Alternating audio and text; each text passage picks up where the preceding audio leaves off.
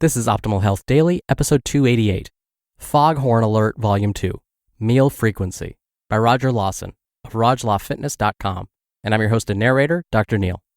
Hey, happy Wednesday. Welcome back to Optimal Health Daily, where I read some of the best health and fitness blogs to you, usually with a little bit of commentary at the end.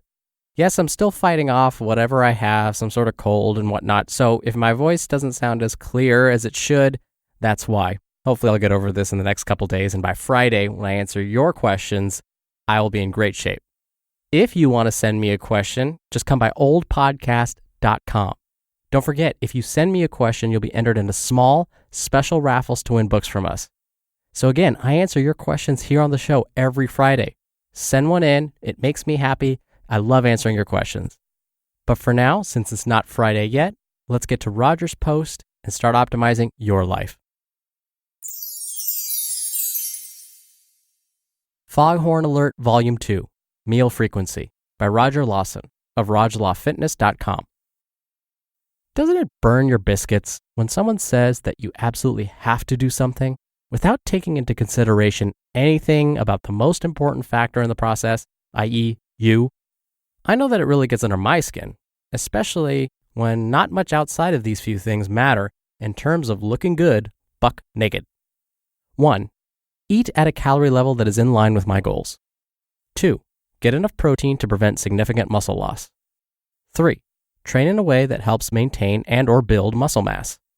Even in some instances, when folks are paying someone a good amount of money to help them get into the best shape of their lives, all they're getting in return is a bunch of nonsensical statements that are regarded as truth, simply because they've been repeated often enough.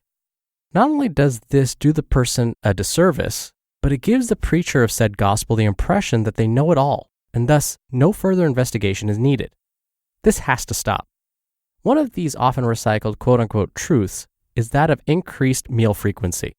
More specifically, folks are often told that they need to eat small meals every few hours, usually to the tune of 5 to 6 meals or more per day in order to maximize fat loss.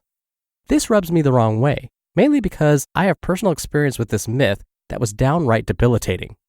As I pointed out in a previous post, back in college, I used to be the man at eating frequently throughout the day. If you earned a living by following me around and reporting back every time I missed one of those sacred meals, then you would be homeless, because that just wasn't how I rolled back then. I always sat in the back of the room in the classroom so that I could maximize the space I needed for my friends, Mr. Tub of Chicken and Mrs. Container of Broccoli. I was getting leaner, but it came at a cost. If I wasn't eating, I was thinking about when I had to eat next. If I wasn't worrying about that, I was busy prepping food for the next day or figuring out where I could store my food on campus. To put it mildly, I was living to eat and not eating to live. I was putting a cramp on my social life, and I eventually hit a point where if this is what I had to do to look good, then it simply wasn't worth the trouble anymore. Then I went AWOL, off the reservation, off the grid, rogue. It was as if became the world's rarest commodities because I just couldn't give one anymore. Overnight, I stopped obsessing over how many meals I ate and when I ate them. The stress became too much, and I had mentally prepared myself to let the pounds start packing themselves back on at the speed of light. But then something amazing happened. I not only stayed lean, but I got leaner. Was it divine intervention? Did I accidentally drink some of that Teenage Mutant Ninja Turtle ooze? Or was it the fact that meal frequency wasn't the determining factor at all? I'm sure it was a little bit of ooze, but mainly a whole lot of the latter. I don't want to focus on the science of things today, because while I read and understand it, I want to speak to practicality and application more than anything else, because that's the world we live in. 1. It fails to take the individual into account. Meal frequency is a completely individual issue, but when generic blanket statements like eating every 2 to 3 hours, 5 or 6 meals per day or more are given, they take the power out of the individual's hands. And if you've been reading my site at all, you know that homie don't play that. What may work for a 230-pound bodybuilder trying to put on a significant amount of muscle wouldn't be appropriate for a 130-pound woman looking to lose body fat. I also find it backwards that the standard advice given to overweight people who have physiological and psychological issues with controlling their food intake is that the answer to the problem is not to eat less, but to eat more. 2. It makes failure inevitable. By nature of the fact that it removes the individual from the equation, if success is achieved at all, then it is usually only by dogged determination and an unwillingness to give up.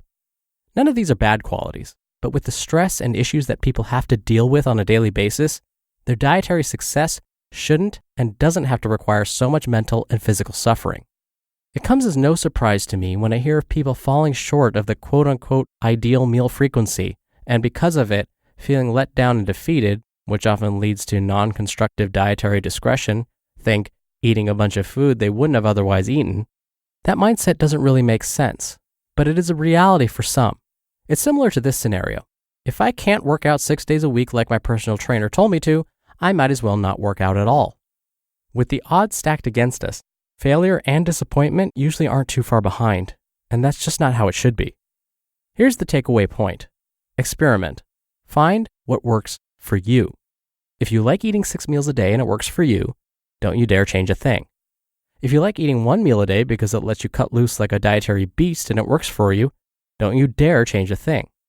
But if you're constantly falling short in your quest to get from where you are to where you want to be because you can't follow some predetermined route, then abandon the map.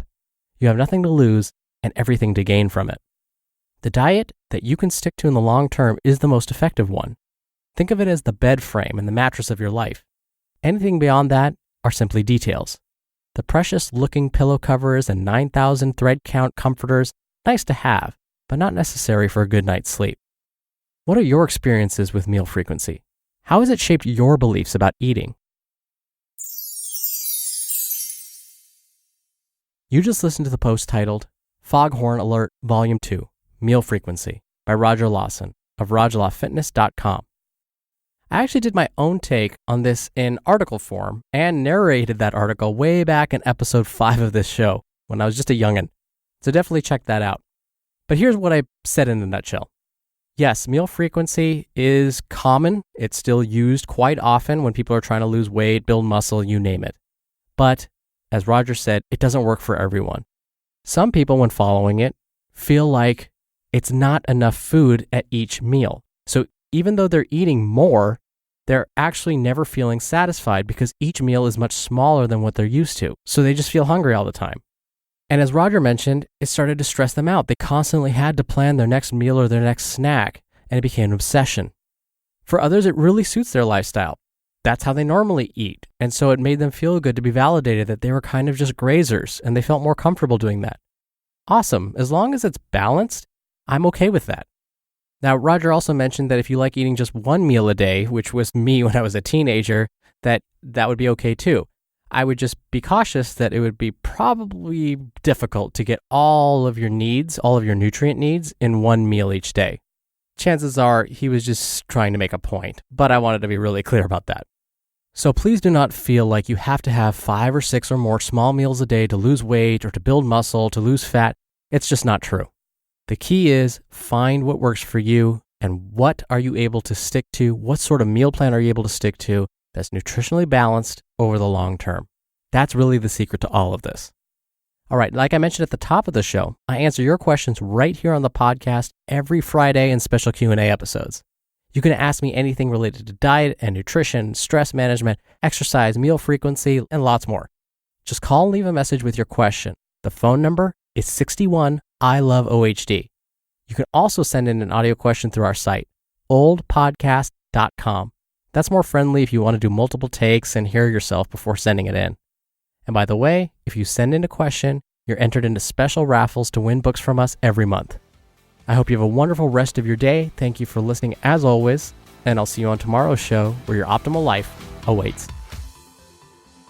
Hello, Life Optimizer. This is Justin Malik, creator and producer of this show and Optimal Living Daily, the brother podcast of this one. Literally, I'm Dr. Neil's brother. If you like the format of this show, you'll love Optimal Living Daily too, where I also read to you from blogs, but cover other topics like personal development, finance, and minimalism from bloggers like Derek Sivers, The Minimalists, Zen Habits, and many more.